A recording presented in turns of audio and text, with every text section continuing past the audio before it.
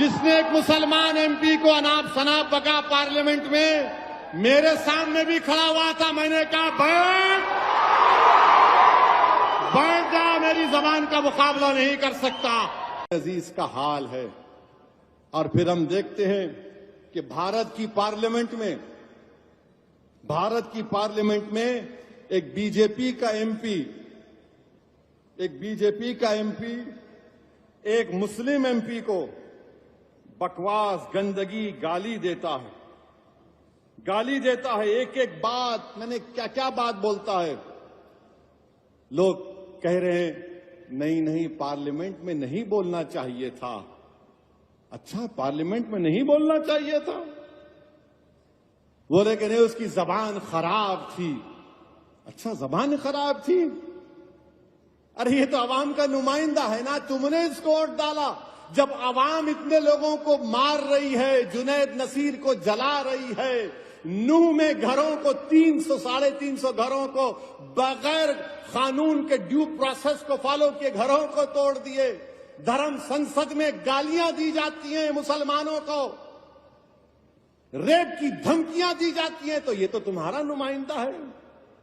उसने गालियां दी, अच्छी जबान इस्तेमाल नहीं की। उस बीजेपी के एमपी ने, अरे वो तो गोडसे की बात कर रहा था, वो नाकाबिल कबूल है। हम तो रोज सुन रहे हैं ना इनको गाली। मैं जानता हूं, मेरी उम्र 8-9 साल या 10 साल की थी। हमारा घर हैदरगुड़े में था, पुराना घर।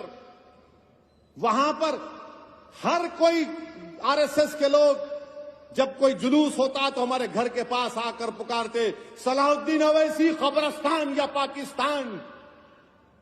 मैं और अकबर, हमारे एक ताया वहीद भाई जो बड़े ताकतवर थे, उनके साथ बैठते थे। वहीद भाई लकड़ी लेके भागते, ये 25-30 फीट छोड़ के भागते। हम सुने, मैं सुना हूं मेरे कानों से, आज मेरा बेटा सुन रहा है ये।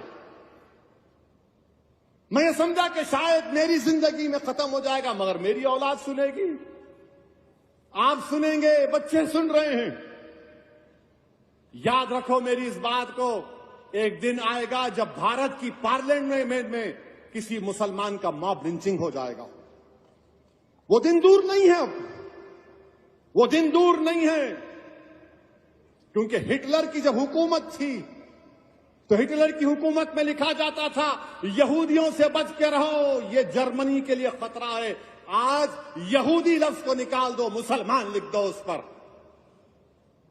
हमारे देश के वजीर आजम, कहां गया आपका सबका साथ, सबका विकास, सबका विश्वास? अरे नरेंद्र मोदी जी, जो आपके एमपी ने मुसलमानों के बारे में जो बकवास बकी है, मेरी आपसे गुजारिश है कि उसका चैलेंज करके आप अरब ममालिक के अपने हुक्मरानों को भिजा दो, या हबीबी इस तरह का हम इससे सलूक करते देखो मुसलमानों से, बुझाओ।